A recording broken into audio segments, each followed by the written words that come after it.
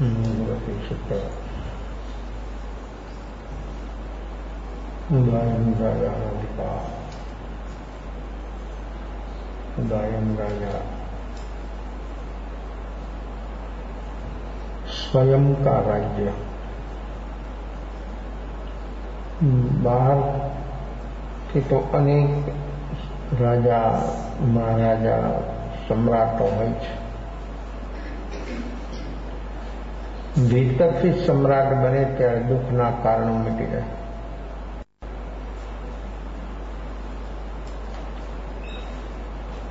બહારથી સમ્રાટ તો ટેમ્પરરી હોય, એક જન્મ, એમાં પણ અનેક પ્રકારની વિટંબનાઓ વિષમતાઓ આદિ વ્યાધિ ઉપાધિઓ કરે। ભીતરથી જે સમ્રાટ બની જાય એનું બધું આદિ વ્યાધિ ઉપાધિ દુઃખના કારણો મિટી જાય। એ વ્યક્તિ ગમે તેવી અવસ્થામાં હોય, ગમે તે વ્યક્તિ હોય, પણ ભીતરથી દુઃખના કારણો મીટે એટલે સમ્રાટ બની જાય। અનંત જ્ઞાનીઓને એ પ્રિય બની જાય। અનંત જ્ઞાનીનો એ લઘુનંદન બની જાય। લઘુનંદન સમજાવવા માટે શબ્દ પ્રયોગ કરવો પડે। લઘુનંદન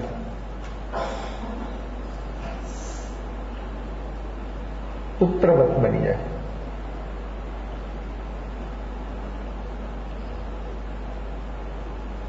બહારથી કયું રિલેશન જીવને નજીક લાવે?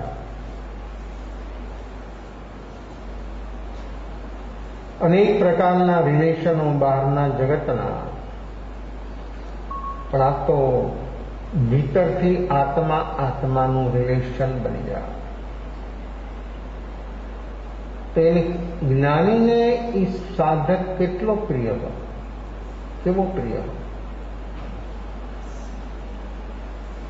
નિજ સ્વરૂપના આંગણામાં જે આવી જાય એ હંમેશા માટે પછી બહાર જાય નહીં। એ આંગણું પણ કોઈ દિવસ જોયું ન હોય તો પછી એ જ્ઞાનીને પ્રિય, જ્ઞાનીનો લઘુનંદન, જ્ઞાનીની દ્રષ્ટિ એના પર પડે અને એક તાર થઈ જાય। દ્રષ્ટિનું મિલન થઈ જાય। ભીતરમાં આત્મદ્રષ્ટિ, ચર્મચક્ષુની દ્રષ્ટિ તો ઘણા ઉપર રોકાઈ જાય છે। અહીંયા શું થાય? રાગ દ્વેષના દ્વંદ્વ। 5 ઇન્દ્રિયો એ સંવરમાં પણ સાધન છે અને 5 ઇન્દ્રિયો તે આશ્રમમાં પણ સાધન છે। એ સાધન છે। સમસ્ત શરીર, આ 10 પ્રાણ એ સાધન છે। એ સાધન આશ્રમમાં પણ નિમિત્તરૂપ છે અને સંવરમાં પણ નિમિત્તરૂપ છે। શેમાં નિમિત્તરૂપ બનવું? વ્યક્તિની સ્વતંત્રતા। વ્યક્તિ વર્તમાનમાં જો એવો સ્વતંત્ર રહી શકે, પણ ક્યારે રહી શકે સ્વતંત્ર? ઘરમાં બધાથી વડીલ હોય એ સ્વતંત્ર બને, એ સ્વતંત્ર કહેવાય? એક અપેક્ષાથી બહારના જગતમાં કે વડીલ છે ઘરમાં બધાથી એટલે એ સ્વતંત્ર, કારણ કે એમની આજ્ઞા બધા બહારના વ્યવહારના ક્ષેત્રમાં ઔપચારિક દ્રષ્ટિથી માને। માનવામાં રાજીપો ન હોય। માનવામાં પણ વ્યક્તિને અનેક પ્રકારની અંદરમાં તકલીફ થતી હોય, એના ઈગાને ચોટ લાગતી હોય। ત્યારે જ્ઞાનીની આજ્ઞામાં એ જ આવે અને જ્ઞાનીની આજ્ઞાનો સ્વીકાર એ જ કરી શકે જેના અંદરમાં સ્વરૂપનું લક્ષ્ય હોય, મુમુક્ષુ હોય, આત્માર્થી હોય,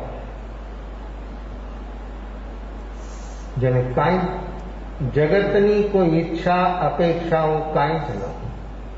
આવી અવસ્થા જ્યારે બને છે ત્યારે જ્ઞાની એની સાથે હોય છે. કોઈ પણ અવસ્થામાં જ્ઞાની એને બચાવી દે છે, પણ જ્યાં સુધી વ્યક્તિમાં અનેક પ્રકારની ઈચ્છાઓ અપેક્ષાઓ હોય ત્યાં સુધી એ જ્ઞાનીની સાથેનો તાલમેલ ન થાય.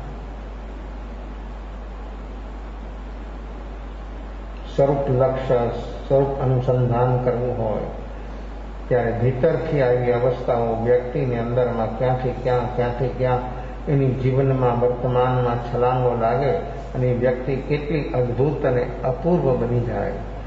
એને બનવું ન પડે, એના કષાયો સહજતાથી મંદ બની જાય અને જેટલા કષાયો મંદ મંદ મંદતમ મંતર બને એટલું જીવની અંદરમાં સહજ પુણ્ય બને. અને એ પુણ્ય પણ કેવું સુપર ક્વોલિટી.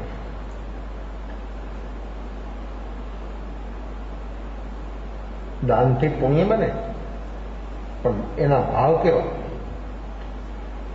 વ્યક્તિના દાન દેવામાં ભાવ કેવા? એ વસ્તુ જે છે એ આપે છે એ તો એક માધ્યમ છે, એના અંદરમાં ભાવ. એ ભાવ જે છે એ ભાવ ક્યારે બને કે અંદરમાંથી કષાયો મંદ હોય તો. કશાય મંદ વગર એ ભાવ ન બને, અને ભાવ આવ્યા વગર ભવકટિત થાય નહીં. એ ભાવ એવો ભાવ બને કે વ્યક્તિની અંદરમાં એ સહજતાથી આમ રોમ રોમ પ્રફુલ્લિત બની જાય, આંખમાંથી અશ્રુ ધાર વહેવા માંડે અને વ્યક્તિ એટલો પુલકિત બની જાય કે અહો ભાગ્ય, ધન્ય ભાગ્ય કે આજ મને આવો દાન દેવાનું, સુપાત્ર દાન દેવાનું મને અવસર મળ્યો. ચિત્ત, વિત્ત અને પાત્ર, વિત્ત અને વસ્તુ જે દેવામાં આવે છે, પાત્ર દેનાર વ્યક્તિ દાતા. એ દાતાના ભાવ ભીતરમાં કેવા પ્રકાર? અને દાન એવા ભાવથી જ્યારે દેવામાં આવે ત્યારે દાન ઉગે, સહસ્ત્ર ગણું બને, હજારો લાખો કરોડો ગણું બની જાય એ દાન. એ ભાવથી એવી વિશુદ્ધિ વ્યક્તિની અંદરમાં પ્રગટે ત્યારે વ્યક્તિ ભીતરથી શરીર પણ આખું બદલી જાય, એના હાર્મોન્સ બદલી જાય. જ્યારે માણસના આવા શુભ શુભ શુભ ભાવનું આંદોલન અંદરમાં ચાલતું હોય ત્યારે એના હાર્મોન્સ બદલી જાય. આ તો સાયન્ટિસ્ટ લોકો કહે છે.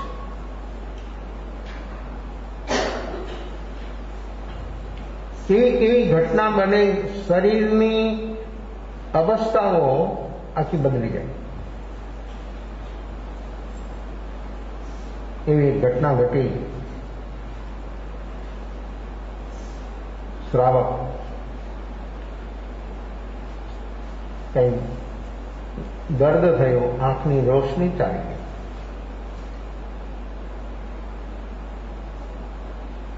ઘણી ટ્રીટમેન્ટ પણ રોશની ના આવી. આંખમાં રોશની બહારથી ના આવે, બહારમાં તો રોશની હોય જ છે. ભીતરની રોશની હોય તો બહારમાં જોઈ શકે.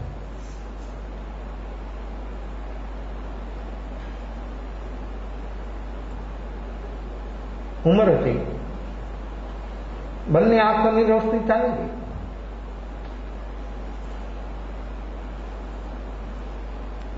જેને એને ગુરુ સ્વીકાર્યા હતા, ખૂબ ખૂબ ભાવના એની હતી, એટલી બધી ભાવના હતી કે ગુરુ મહારાજ અહીંયા પધારે, અમારા ગામમાં પધારે અને હું એનો લાભ લઉં. કારણ કે હું બહારમાં જઈ નથી શકતો અને અહીંયા પધારે.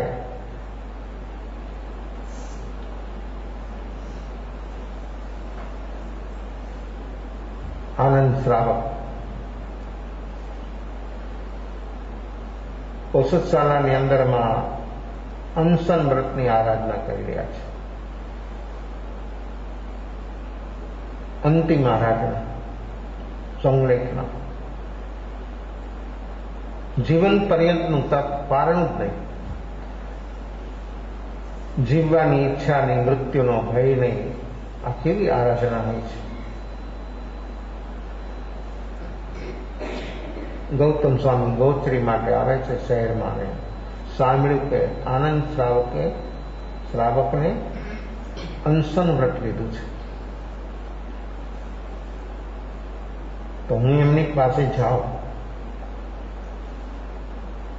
ગૌતમ સ્વામી જેવાને પણ એવા ભાવ થયા તો આ શ્રાવકની શ્રદ્ધા, શ્રાવકની ભક્તિ એના અંદરમાં કેવી હશે. ઔષધશાલાની અંદરમાં આરાધના ચાલી રહી છે અનશન વ્રતની. એટલા હોશપૂર્વક સ્વરૂપના લક્ષ્યની સાથે ગૌતમ સ્વામી પ્રવેશ થયો ઔષધશાલામાં. શરીરની ક્ષમતા એવી નથી કે ઊભા થઈ શકે, પણ વિની અંદરમાં ઉત્કૃષ્ટ ભાવ આવે છે. જો જ્ઞાનીનો વિનય, લોકોત્તર વિનય. લૌકિક વિનય તો આપ લોકો બહુ કરો છો, પણ લોકોત્તર વિનય, પંચ પરમેષ્ઠીની તરફનો જે વિનય છે, એ વિનય, લોકોત્તર વિનય જ્યારે વ્યક્તિમાં આવે ત્યારે એ વ્યક્તિની આખી અવસ્થા ભીતરથી બદલી જાય. અને પંચ પરમેષ્ઠીમાંથી કોઈ પણ એક પદનો વિનય એવો બને તો 5 પદનો વિનય આવી જાય. એક પદને નમસ્કાર પહોંચે તો 5 પદને નમસ્કાર પહોંચી જાય. અને જો આવો લોકોત્તર વિનય ન હોય તો આપણા વંદન ત્યાં સુધી પહોંચી શકતા નથી. લોકોત્તર વિનય.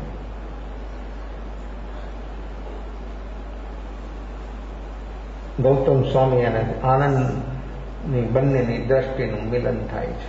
અહોભાવ અંદરમાં, એવા અહોભાવ અંદરમાં ઉછળે છે. બનતે આ શરીરની હવે ક્ષમતા ઉઠવાની રહી નથી.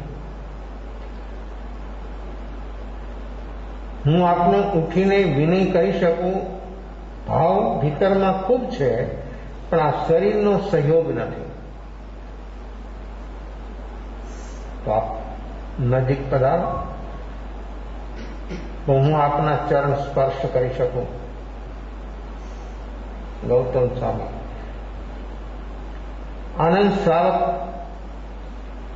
બેઠા છે, જાય છે નજીક, ચરણ સ્પર્શ કરે છે. કેવો ભાવ છે, કેવો ભાવ છે. ચરણને સ્પર્શ થતા શીતળીભૂત થઈ જાય અંદરમાં. આ શ્રુત કેવળી 4 જ્ઞાન 14 પૂર્વધર ગૌતમ ઇન્દ્રભૂતિ ભગવાન મહાવીરના પર શિષ્ય.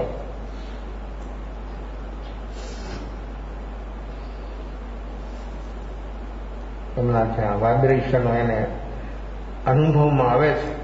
આનંદ શ્રાવકને અંતિમ આરાધનામાં જેનું લક્ષ્ય હતું અને જેનો ઉત્સાહ હતો એના અનેક ગણો ઉત્સાહ વધી ગયો. જ્ઞાનીનું સાનિધ્ય જીવને ઉત્સાહમાં અભિવૃદ્ધિ કરે. જ્ઞાનીનું સાનિધ્ય જીવને કશાયો મંદ બનાવે. જ્ઞાનીનું સાનિધ્ય જીવને અંદરમાં ભાવની અભિવૃદ્ધિ કરે. જ્ઞાનીનું સાનિધ્ય જીવને દેખતો બનાવી દે. જ્ઞાનીનું સાનિધ્ય આશ્રવના કારણમાંથી ઉપર ઉઠાવી દે.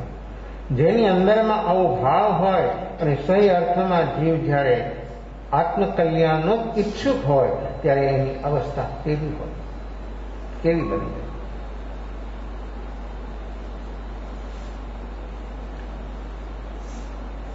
આનંદ શ્રાવક કહે છે, બનતે ખૂબ ઉપકાર કર્યો. હું કયા શબ્દમાં આપનો ઉપકાર અને આભાર માનું. શબ્દોની જ્યાં પહોંચ નથી, શબ્દો તો સ્મિત હોય છે. એની યોગની દરેક પ્રવૃત્તિઓ શુભ કે અશુભ એની લિમિટ હોય છે. એ બેથી ઉપર ઉઠે ત્યારે અનંતનો વિરાગ જાગે. જ્યાં સુધી શુભ અશુભમાં રહે ત્યાં સુધી દ્વંદ હોય છે. દ્વંદથી મુક્ત થાય એટલે અંદરમાં રહેલો વિરાટ કેવો પ્રગટી જાય, કેવી અને ભીતરની અનુભૂતિમાં વૃદ્ધિ બને. ઉપસમ ક્ષયોપસમ રૂપ અવસ્થા હોય તો શાયિક સુધી પહોંચે. આ જ્ઞાનીનું સાનિધ્ય, જ્ઞાનીની સમીક્ષ રહેવાથી જીવની કેવી અવસ્થાઓ બને છે, યોગથી અને ઉપયોગથી.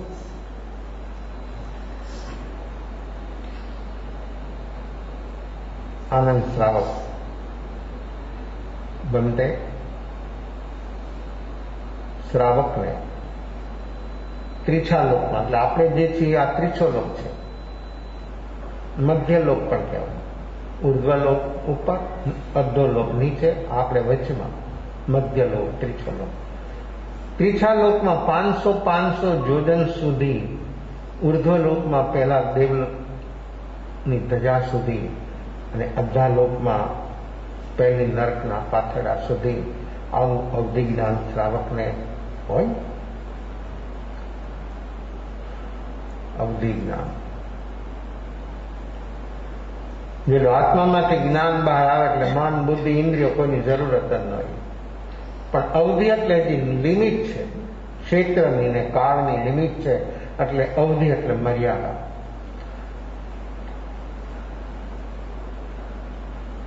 ગૌતમ સ્વામી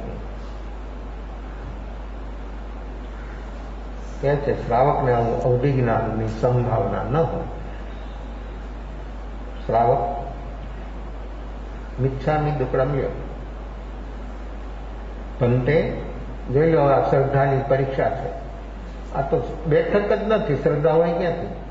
મુરારાબાદી લોટા જોયા છે? મુરારાબાદી લોટા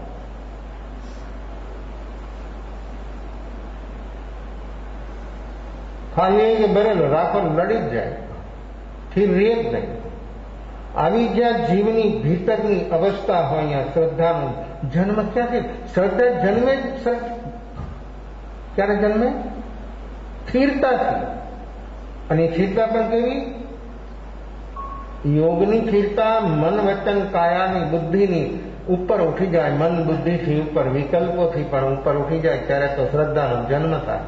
અને એવી શ્રદ્ધા જન્મી હોય ને માણસની સ્થિરતાનો શંકા, કંકા, વિચિ, ઈચ્છા, પરપાસન, પ્રશંસા, આ સમ્યક્તના 5 અતિચાર. એક પણ અતિચાર આવે તો સંકેત વયું છે. કેમ તો કેમ શ્રદ્ધામાં વિહવળતા ઊભી થઈ.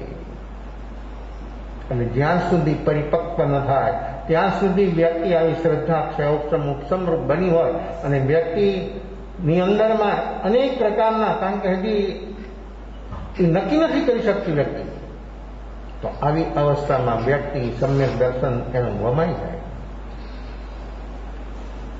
આનંદ શ્રાવકની પરીક્ષા છે. તો કે બનતે મિચ્છામિ દુક્કડમ જરૂર હોય, સાચાનું હોય કે ખોટાનું હોય.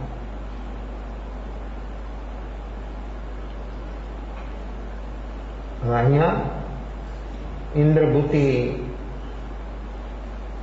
જો ઉપયોગ લગાવે, કારણ કે શ્રુત કેવળી અને પ્રત્યક્ષ કેવળી, પ્રત્યક્ષ કેવળીનો ઉપયોગ સતત નિરંતર ચાલતો હોય. પૂછો એટલે ફટ પ્રશ્નનો જવાબ ત્યાં ઉપયોગ લગાવ, વિચારવું ન પડે કે આ પ્રશ્ન જે પૂછ્યો એનો જવાબ શું. પ્રત્યક્ષ બધું સમસ્ત વિશ્વ એને દ્રવ્ય, ક્ષેત્ર, કાળ, ભાવ, દ્રવ્ય, ગુણ, પર્યાય, સમસ્ત 6 દ્રવ્યો એની સામે પ્રત્યક્ષ હસતા મનક વત જાણે અને જોઈ પૂર્ણ. ત્યારે શ્રુત કેવળીને ઉપયોગ લગાવવો પડે. પ્રશ્ન પૂછે તો ઉપયોગ લગાવે, એ જાણે, એ જોઈ શકે. આટલો જ ફેર. શ્રુત કેવળી અને કેવળ જ્ઞાની ભગવાન, આ બંનેની વચ્ચે ડિફરન્સ એટલો કે શ્રુત કેવળીને ઉપયોગ લગાવવો પડે ને એનો ઉપયોગ સતત નિરંતર ચાલતો. તો ઇન્દ્રભૂતિએ ઉપયોગ કેમ ન લગાવ્યો?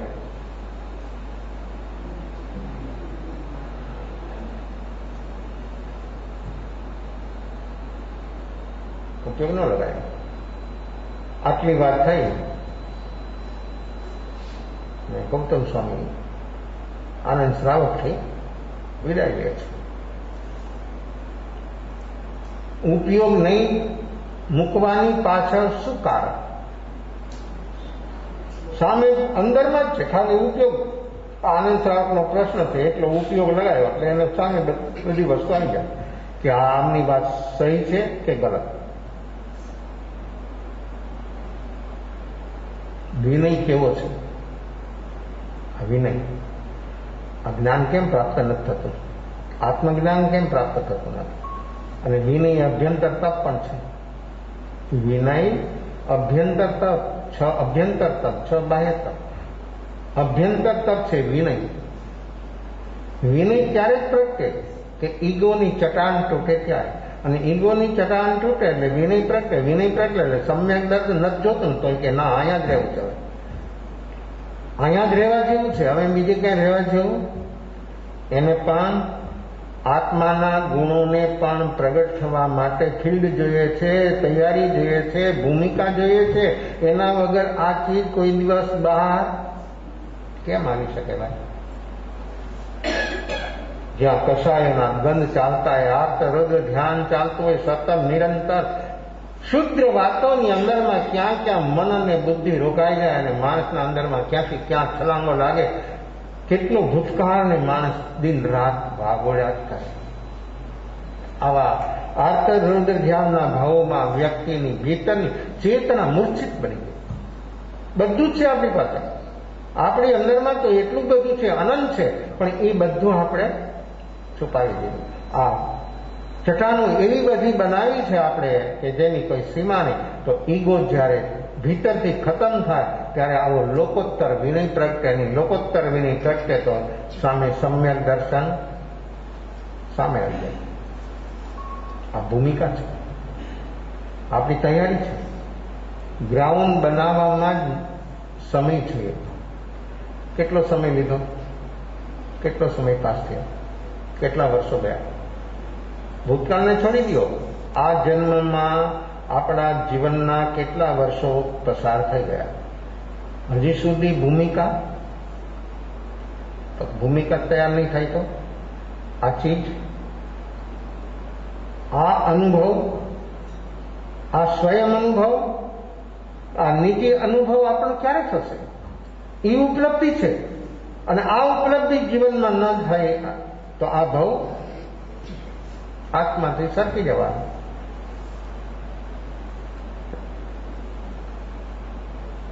વિનય. ભગવાન મહાવીર બિરાજમાન છે અને જો ઇન્દ્રબુદ્ધિ ઉપયોગ મૂકે તો ભગવાન તીર્થંકર પરમાત્માની અસાધના, આ 33 પ્રકારની અસાધના છે. 33 આશા, અર્યંતની અસાધના, સિદ્ધની અસાધના, આચાર્ય ઉપાધ્યાય મુનિની અસાધના, જ્ઞાનની અસાધના, દર્શનની અસાધના, ચારિત્ર, 33 પ્રકારની અસાધનામાંથી એક પણ અસાધના જ્યાં સુધી હોય ત્યાં સુધી બોધિ સમ્યક દર્શન સંભવી ન શકે. આ ભૂમિકા. અને જો ઇન્દ્રબુદ્ધિ ઉપયોગ મૂકે તો બધું સાફ એક ક્ષણમાં, ત્યાં કઈ સમય ન લાગે. અવિનય ચીજ કેવી છે?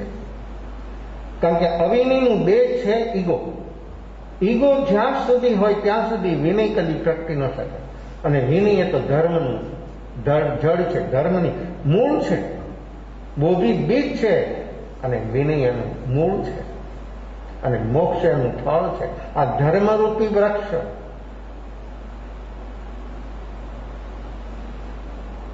જાય છે ભગવાન મહાવીર પાસે.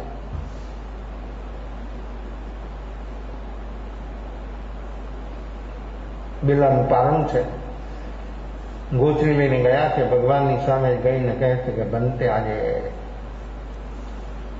આનંદ સાવ અંતિમ આરાધના કરી રહ્યા છે. જે ઘટના બની કેવળ જ્ઞાની તો આ બેઠા બેઠા આ કેવું જ્ઞાન છે? તમે અહીંયા કેમેરો લગાવી તો આટલું ક્ષેત્રમાં જોઈ શકે, અહીંયા પકડી શકે. આ તો ત્રણ લોક એના જ્ઞાનની અંદરમાં પ્રત્યક્ષ થઈ જાય. કોઈ એના જ્ઞાનમાં ન આવ્યું બને જ નહીં. ભવિ આવે ન ભવિ આવે બધું આવી જાય છે, બધી વાત કરે છે. આનંદ શ્રાવક અંતિમ આરાધના કરી રહ્યા છે. આવી વાત થઈ કે 500 યોજન ત્રીછા લોકની અંદરમાં ઉર્ધ્વ લોકમાં પહેલા દેવલોક સુધી અને અધ્ધાલોકમાં પહેલી નરકના પાછલા સુધી આવું અવધિજ્ઞાન. ભંતે આનંદ શ્રાવકની વાત ભગવાન મહાવીર કહે છે આનંદ શ્રાવકની વાત સહી છે, તમે જાઓ અને એની સામે જઈને મિચ્છામી દુક્કડમ લઈ આવો. તો ભગવાનની સામે લેતો, ભગવાનની સાક્ષી લેતો, ભગવાનનો માં પહોંચાડી દે. કેમ? એવો વિકલ્પ ન આવ્યો. આજ્ઞા થઈ એટલે પાત્ર છોડી દીધા ત્યાં કે છઠનું પારણું છે, હું પારણું કરીને જાઉં. તો મુનિને કોઈની સાથે કાંઈ બંધ થયો હોય, અંદરમાં ઘર્ષણ ચાલતું હોય, ગોચરી આવી પણ સમાપના ન કરે તો ગોચરી ન થાય, અને કરે તો વિરાજના. બધું સાફ. અહીં તો સાફ થવાનું એક જ ક્ષણ લાગવાની. પ્રાપ્ત કરવામાં અનંત જન્મ ગયા, એ ખલાસ થવામાં એક જ ક્ષણ, એક ક્ષણની અંદર ઉલટ પુલટ દુનિયા આખી થઈ જાય. તો ઇન્દ્રભૂતિ નાવો વિકલ્પ ન આવ્યો. પણ આ તો શહેરની બહાર દૂર હતા. ત્યાંથી પાછું આવું શહેરમાં આનંદ શ્રાવકની પાસે આવું, એવું એક આનું નામ અહીંયા ધર્મો, આજ્ઞા ધર્મ પાળવો એ કેટલું કઠિન છે. પણ કાયર નહીં. કાયર માટે હંમેશા માટે સાધના કઠિન જ હોય. જેની અંદરમાં સ્વરૂપનું લક્ષ્ય છે, એની અંદરમાં એવું સૂર્ય પ્રગટે છે, પ્રમાદ બધું દૂર થઈ જાય ત્યારે વ્યક્તિની અંદરમાં એવી ક્ષમતા પ્રગટે કે ગમે એવી કઠિન અવસ્થા હોય તો પણ એ કઠિન અવસ્થાને સહજતાથી સ્વીકારી દે અને કાર્ય પૂરું થઈ જાય. એને કોઈ તકલીફ નથી.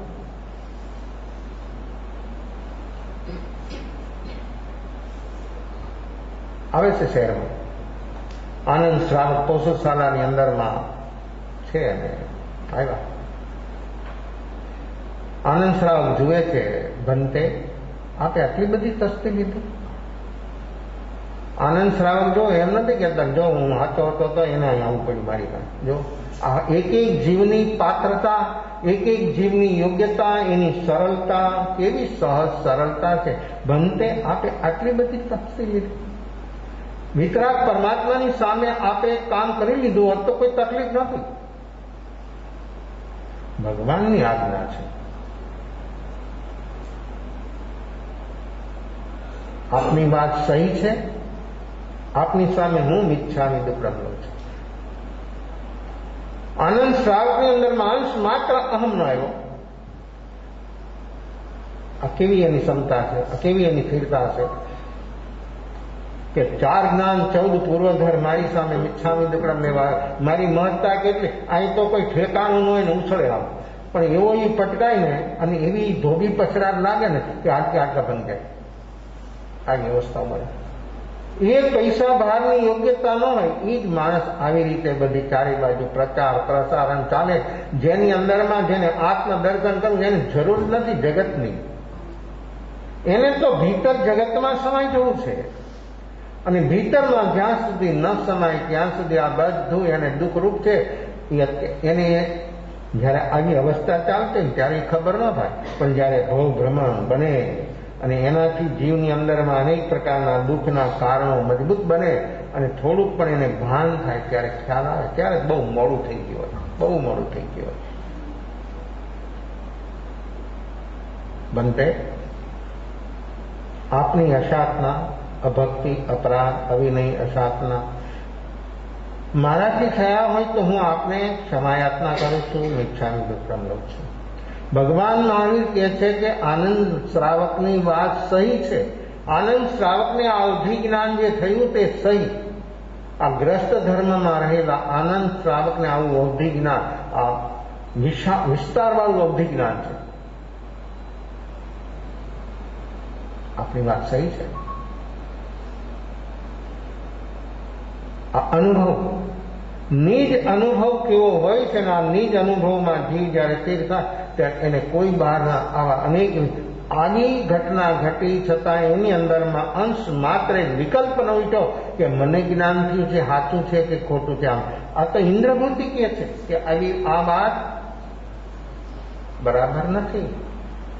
આવો એમને સંશય નો જ, અને જો સંશય થયો હતો એની ક્ષણે અવધિ જ્ઞાન સમાપ્ત. આત્મા આરાધનાની અંદરમાં જીવનો જો ખ્યાલ ન રહે ને પ્રમાદ ગણિયાથી ઘૂસી જાય તો વિરાધના થતા વાર ન લાગે. થોડીક પણ વિરાધના થઈ એટલે જીવ હંમેશને માટે પહેલું સમ્યક દર્શન ઉપર એનો પ્રહાર થાય. અને જે જીવ એવા પણ શાસ્ત્રમાં વચનો છે, દર્શન ભઠ્ઠા અસિજંતી, ચારિત્ર ભઠ્ઠા સિજંતી. દર્શન એટલે શ્રદ્ધાથી જે માણસ ભ્રષ્ટ થઈ ગયો, શ્રદ્ધા ચાલી ગઈ, એનું કલ્યાણ થઈ શકે નહીં. પણ ચારિત્રથી વિવળ બની ગઈ હોય વ્યક્તિ તો સ્થિર થઈ શકે, કારણ કે અંદરમાં હજી બેજ એનું મજબૂત છે, એટલે એને ભાન થઈ જાય, એક ક્ષણમાં છલાંગ લાગે ને જાગી જાય એવી એની અવસ્થા બને. તો શ્રદ્ધા સમ્યક દર્શન એ કેટલું અદ્ભુત છે અને પ્રાપ્ત થવું વ્યક્તિની વર્તમાન અવસ્થામાં છે. વ્યક્તિની રુચિ કેવી છે, એની લગન કેવી છે.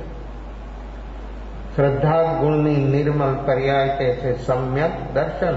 આવું સમ્યક દર્શન એની પરિમલ માણસને એકવાર જો નાસાપુર સુધી આવી થાય તો એ વ્યક્તિને બહારની બધી સુગંધો જે છે એ દુર્ગંધ જેવી લાગે. જો સમ્યક જ્ઞાન પ્રાપ્ત થાય ત્યારે એની અંદરમાં સમત્વ કેવું આવી જાય. પછી સુગંધ હોય કે દુર્ગંધ હોય, સુગંધને ખેંચે નહીં, દુર્ગંધ આવે ત્યારે ગમે ત્યાં જાઓ એવી બુદબુ હોય તો જલ્દી તમે એ ક્ષેત્રને જલ્દી તમે છોડી દો. દુર્ગંધ સહન નથી થતી તો જો અહીંયા શું થયું,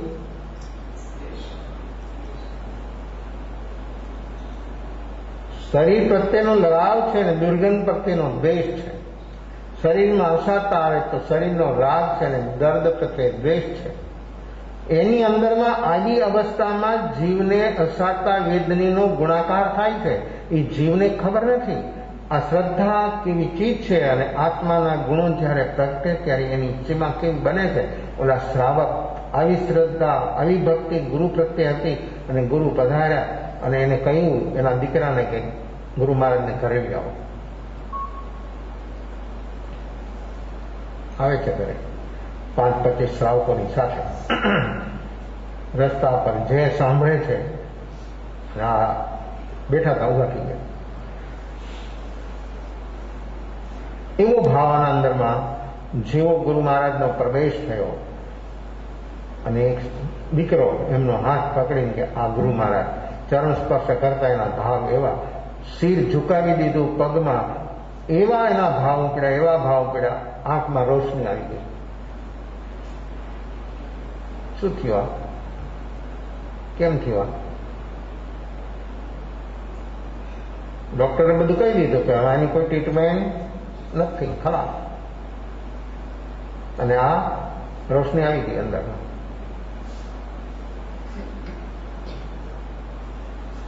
પગ ઉપર મંદ રાખીને શીર રાખીને રડે છે. નાના બાળકની માં પણ ધ્રુસકે ધ્રુસકે રડે છે. અંદરથી અવાજ નથી આવતો, માત્ર શબ્દ. અને આ ભાવથી એક ભાવનું પશ્ચાતાપનું એક એક અશ્રુ એમાં કેવી શક્તિ છે. એક એક આંસુ પથ્થરને પીગળાવી દે. પશ્ચાતાપનું આંસુ એક એક પથ્થરને ચટાણને પીગળાવી દે, આવી શક્તિ છે. અને વ્યક્તિની અંદરમાં આવા ભાવ, એવા ભાવ ઉપડ્યા અંદરમાં, એવા ભાવ ઉપડ્યા કે જેની કોઈ સીમા નહીં. તો આ બધી અસીમ અવસ્થાઓ આ ક્યાંથી આવે છે? બધી આ કેમ પ્રગટે છે? શરીરની આખી રચના જે છે એમાં ફેરફાર થઈ જાય, એમાં બદલાવ થઈ જાય. એની જે નસો સુકાઈ ગઈ હતી, નસો સક્રિય બની ગઈ, અંદરમાં બ્લડનું સર્ક્યુલેશન શરૂ થઈ ગયું, જે ડોક્ટર ન કરી શક્યા જે કોઈ ભાવે કરી દે. તો હવે જો આવો ભાવ થયો ને આ રોશની આવી ગઈ તો એનાથી પણ આગળ ઉત્કૃષ્ટ ભાવ જો બને તો ભીતરના આવરણો હટ્યા વગર, આ આવરણો હટે તો જ્ઞાન બહાર આવ્યા વગર થઈ શકે.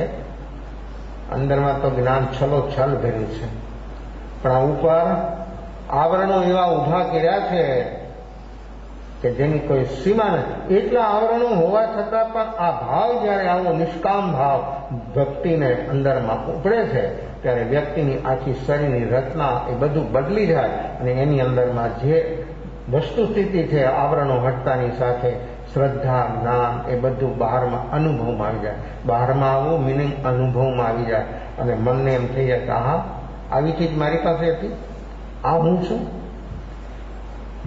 જ્યારે અનુભવ થયા ત્યારે મન ન હોય.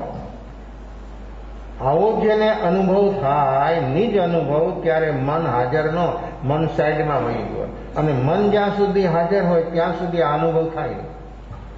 નિર્વિકલ્પ, આવી નિર્વિકલ્પ અવસ્થા વ્યક્તિની અંદરમાં જ્યારે પ્રગટે છે ત્યારે વ્યક્તિ કેવી બની જાય, એની અંતર અવસ્થા કેવી હોય, બિલકુલ મન અને બુદ્ધિ કોઈ વિકલ્પ નહીં, શાંત શાંત શાંત બની જાય. એવી અવસ્થામાં અંદરમાં રહેલા આવરણો હટવા મળી જાય, કર્મ ક્ષય થવા મળી જાય. પછી એનું જાગરણ કઈ ડિગ્રીનું છે? 25 ડિગ્રીનું છે, 50 ડિગ્રીનું છે, 70 ડિગ્રીનું છે, 100 ડિગ્રીનું છે. એનું જાગરણ કઈ ડિગ્રીનું છે? એવી રીતે એની અંદરમાં એનું કાર્ય ક્ષયોપશમરૂપ, ઉપશમરૂપ કે ક્ષાયકરૂપ એની અવસ્થા સહજ બની જાય. લાવવાથી કાંઈ આવવાનું નથી, કરવાથી કાંઈ થવાનું નથી, મીટી જવાની વાત છે. જેની તૈયારી હોય મીટવાની, એને આ પ્રાપ્ત થયા વગર રહી શકતું નથી. અને માણસ મન જ્યાં સુધી સક્રિય છે, મન અને બુદ્ધિ, ત્યાં સુધી બે જ ચીજ થવાની. શું બને? આ મીટી જવું એટલે આ ઈગાથી ઉપર ઉઠી જવાનું. અને જે આ અહમથી ઉપર ઉઠે એને બોધી તે ક્ષણે ને ક્યાં, બીજી ક્ષણ જ નથી. આ છે વર્તમાન નિર્વિકલ્પ અવસ્થા. અને આવી નિર્વિકલ્પ અવસ્થામાં આ આનંદ શ્રાવક એવા ટકી ગયા. અને અંતિમ આરાધના, અંતિમ સમય ઉપર એને આવું અવધિ જ્ઞાન થયું. અને પોતે જોઈ શકે છે કે આ 500 જોજન સુધી જીવોની અવસ્થા કેવી ચાલી રહી. કેવું જ્ઞાન છે? ઉર્ધ્વલોકમાં પેલા દેવલોક સુધી જોઈ શકે છે, અર્ધાલોકમાં પેલી નરકના પાછળા સુધી જોઈ શકે. આંખની આપણી 5 ઇન્દ્રિયો છે ને, એની તો બધાની લિમિટ હોય. બોલવાની, જોવાની, સાંભળવાની, બધાની એની લિમિટ બહાર જાય એટલે માણસ થાકી જાય, પછી ડાઉન થઈ જાય બધું. જ્યાં સુધી એની લિમિટ હોય ત્યાં સુધી રહે તો વાંધો ન આવે, પણ લિમિટ બહાર જોવાનું થાય 24 કલાક જુઓ ટીવી તમે, શું થાય? ચક્કર ખાય, માં પડી જાય. સતત માણસ જોયા કરે તો આંખની લિમિટ છે ને, આ લિમિટ પૂરી થઈ જાય અને મારી લિમિટ પૂરી થઈ જાય ભીતરમાં. આંખની અંદરમાં રહેલી રોશની પણ ઘણી વાર ખતમ થઈ જાય. આવી ઘટનાઓ ઘટી શકે છે. અને માણસના ભાવ જ્યારે આવા શુભ બને ત્યારે આંખમાં રોશની આવી પણ જાય છે. આ સદગુરુનો શરણ એ જીવને બહારની રોશની મળી, બહારનો લોક આલોકિત થઈ ગયું. ત્યારે ભીતરમાં જ્યારે આવું જ્ઞાન પ્રાપ્ત થાય ત્યારે અંતર લોક આલોકિત થઈ જાય. ભીતરમાં બહારનો કોઈ પ્રકાશનો પ્રવેશ નથી. કોઈ પ્રકાશ બહારનો ભીતર બનાવી શકે, પહોંચી ન શકે. ભીતરનો પ્રકાશ બહાર આવે. બહારનો કોઈ પણ પ્રકાશ કદી પણ અંદરમાં પ્રવેશ કરી શકતો નથી. આવો પ્રવેશ ભીતરમાં જો વ્યક્તિ ભીતરમાં જો જાગી શકે તો એનું કાર્ય, એનું કલ્યાણ થયા વગર રહી શકે નહીં. આવું આત્મ આરાધન કરવા માટે આવો સુંદર સંયોગ મળ્યો છે, સુંદર સાધન મળ્યા છે, સમય મળ્યો છે, શક્તિ મળી છે. અને વ્યક્તિ જો એક પ્રમાદથી થોડો ઉપર ઉઠી જાય તો કેવું કામ થાય, કેટલું કામ થાય? આ પ્રમાદ જ જીવને રૂકાવટ કરનાર તત્વ છે. અને પ્રમાદ એટલો બધો વ્યાપક છે, એટલો બધો વિશાળ છે કે જેની કોઈ સીમા નહીં. આ પ્રમાદ જ્યાં સુધી જીવમાં હોય ત્યાં સુધી આ સાધના ક્ષેત્રમાં એનો પ્રવેશ થવો સંભવિત નથી. તો આપણી જીવનના ઉત્થાન માટે, આપણા આત્માના કલ્યાણ માટે આપણને મળેલા સાધનોનો આપણે ઉપયોગ પોઝિટિવમાં કરવો છે. આ બધા સાધનો છે, મનુષ્ય જીવન આખું સાધન છે. હવે એનો ઉપયોગ આપણે આપણા માટે, આત્મા માટે કરવો છે. મળ્યું છે સાધન, આટલું સરસ સાધન, તો હવે એનો ઉપયોગ આપણે આપણા આત્મા માટે કરીએ. અને એ આત્મા માટે જો વ્યક્તિ આવો ઉપયોગ કરવા તૈયાર થાય તો જરૂર એના સાધનોની ક્ષમતા બને, એના સાધનો ઠીક બને અને એના સાધનો સંબરમાં સહયોગી બનશે. માણસની અંદરમાં જે સાધનો છે એનાથી સહયોગ મળે છે. અને એ સહયોગ એટલો અદભુત અને અપૂર્વ હોય છે કે વ્યક્તિ સાધનોથી પણ એવું જાગરણ પ્રગટે તો સાધનોથી ઉપર ઉઠી જાય. સાધનોથી પણ સાધક ઉપર ઉઠી જાય ત્યારે એની સાધના, એનું જાગરણ કેટલું બલવાન હોય ત્યારે એનું આ કાર્ય થઈ શકે. તો આ સાધન બધા માણસ જો બરાબર એનો ઉપયોગ કરે તો સારી અવસ્થા સુધી પહોંચી જાય. અને જો એ સાધનોનો ઉપયોગ ન કરે એ સાધન જ સૌ સાધન, બધા સાધનો બંધન. લક્ષ્ય ન આવ્યું, પ્રમાદમાં અટકી ગયો, પ્રમાદ આવ્યો એટલે સાધન બધા બંધન. જો સાધન બંધન નથી, સાધન બંધન નથી, આ શરીર બંધન નથી, બહારના સાધનો બંધનરૂપ નથી, પણ એની અંદરમાં લગાવ બન્યો તો લગાવ શેનાથી બને? પ્રમાદ. આ લગાવી પ્રમાદ.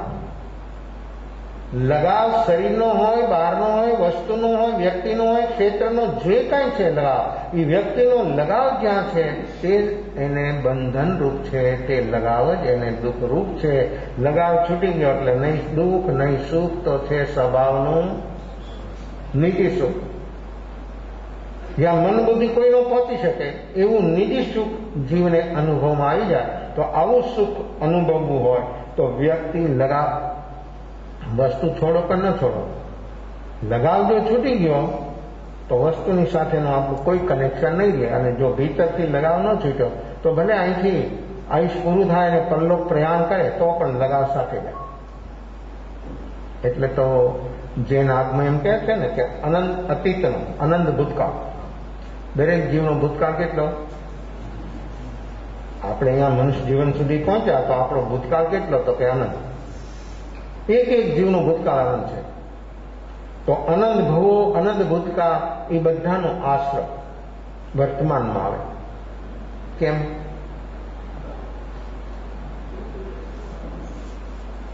પરિગ્રહની અવસ્થા તો મનુષ્યને દેવલોકમાં જ છે.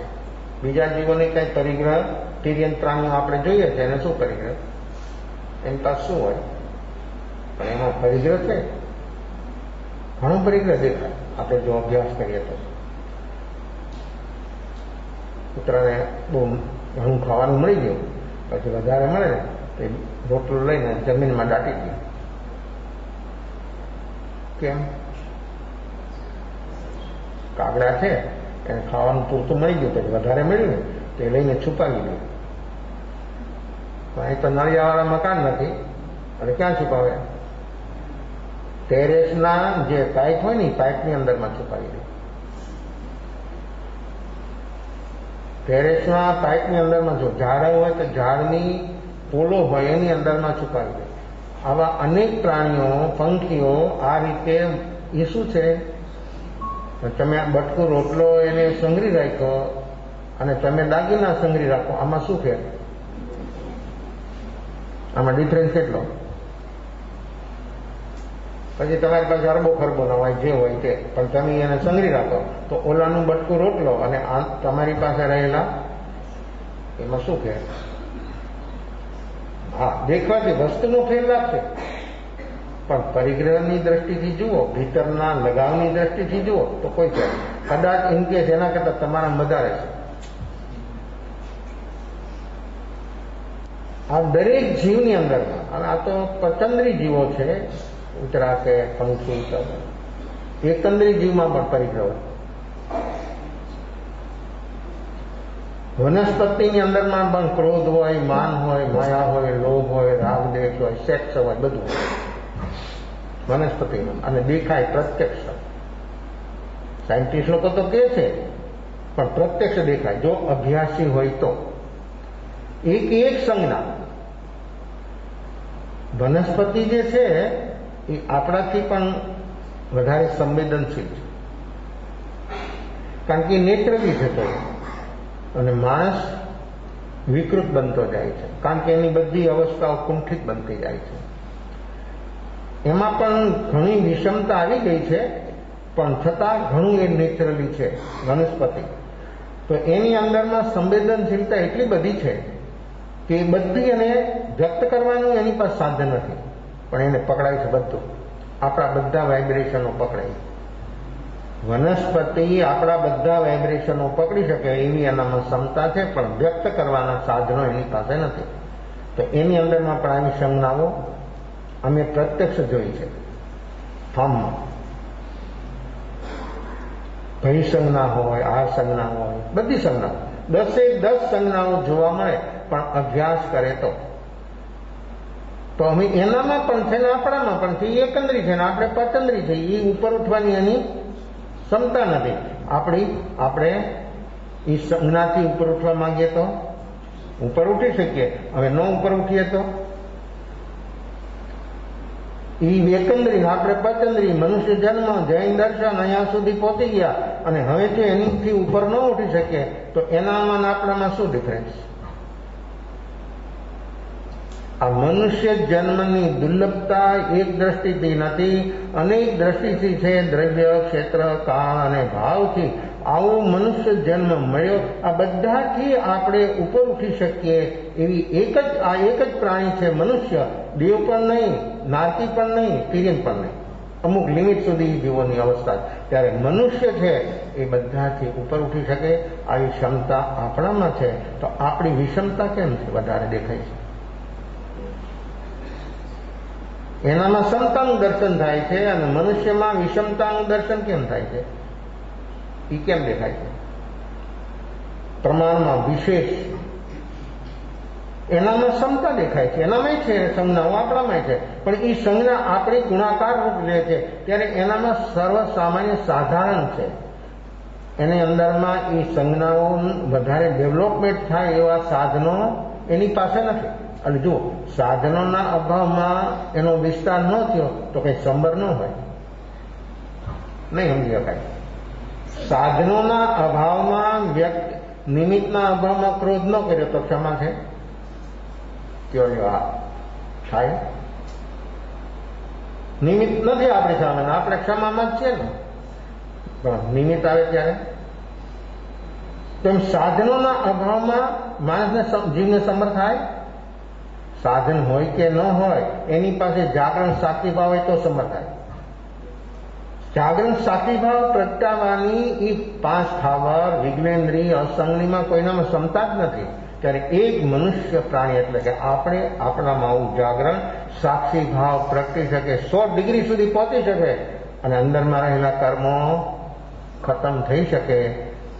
આવી ક્ષમતા, આવું કાર્ય કરવા માટે મનુષ્ય સિવાય જગતમાં, અને એમાં પણ કર્મભૂમિનો મનુષ્ય ઘણા છે. મનુષ્ય એટલે છે કર્મભૂમિના મનુષ્ય, અકર્મભૂમિના મનુષ્ય, જુગલિયા મનુષ્ય અને ચમુરસી મનુષ્ય, 4. એમાં નંબર આપણો પહેલો છે.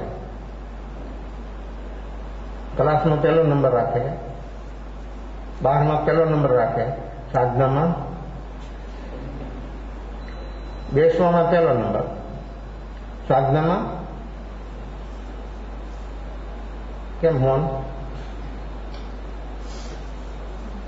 તો સાધનામાં નંબર કેમ નથી? ક્યાંય પહેલો નહીં, ભલે 4-5 નંબર હોય તો પણ કેમ નથી? એ ક્લાસમાં જ પ્રવેશ નથી. આ સાધનાના ક્લાસમાં જ પ્રવેશ ન થાય તો નંબર કેમ લાગે? ક્લાસમાં પ્રવેશ થાય તો નંબર લાગે ને. ભલે એક ક્લાસમાં 40, 45, 50 સ્ટુડન્ટ હોય પણ એ પ્રવેશ થાય તો એનો 50નો નંબર તો લાગે ને. પણ અહીં તો પ્રવેશ જ નથી તો શું થાય? ક્યાંથી નંબર લાગે? અને જો એમાં પ્રવેશ, સાધનાના નંબર આપણો ગમે એટલો નંબર લાગ્યો તો એક બાર એ વ્યક્તિ બહાર આવી જવાની, બહાર નીકળી જવાની. આ જે ચક્કર છે, વિષમ ચક્કર, એમાંથી એ બહાર જરૂર આવી જશે અને એ આત્મા જરૂર આત્મકલ્યાણ કરવા માટે સદભાગી બની શકશે. તો આપણે આપણું આત્મકલ્યાણ કરવા માટે થોડુંક પ્રેક્ટિકલ કરીએ. 10 મિનિટ ધ્યાન કરીએ. आंख बंद, मोढ़ू बंद, कमर और गर्दन से टटार बैठना, शरीर और मन स्वस्थ बना देना. मन और शरीर में कोई तनाव, टेंशन न रहे. शरीर और मन रिलैक्स कर देना. सहज चलता हुआ श्वासोच्छ्वास को साक्षी भाव से देखने का प्रयास. श्वास लेते समय नासिका के द्वार पर ठंडा महसूस होना. श्वास छोड़ते समय गर्म महसूस होना. मन भूत भावी में चला जाए तो पूर्ण श्वास, दीर्घ श्वास, 1, 2, 3 श्वास लेते ही मन बाकी सा जाएगा। सावधानी से काम करें, सजागता के साथ काम करें, लगन से काम करें, सहज श्वास, नेत्र विश्वास।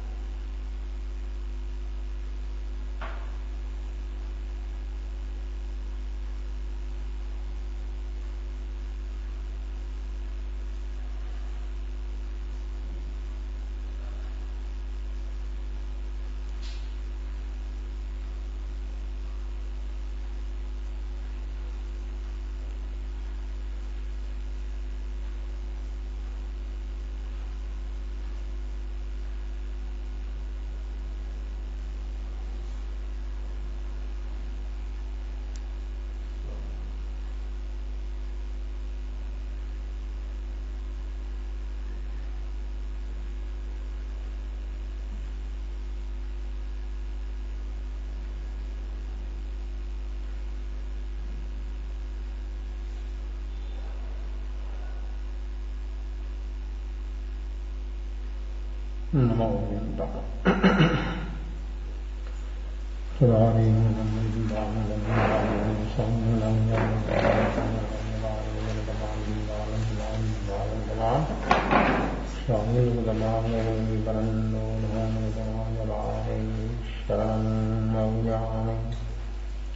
हरिंपा शरणं नौयामि सिद्धा शरणं नौयामि साहु शरणं नौयामि कैवलीपनन्दं नमं शरणं नौयामि चारमलिङ्गार्थं यारसंगदेवसागरमानदय श्रवकर्मणानयन् मोक्षदां सकलयन्नभागरीं सेवा संसारमायि शरणागतं शरणं कौं जय नरनारायण अक्षय अविचलबल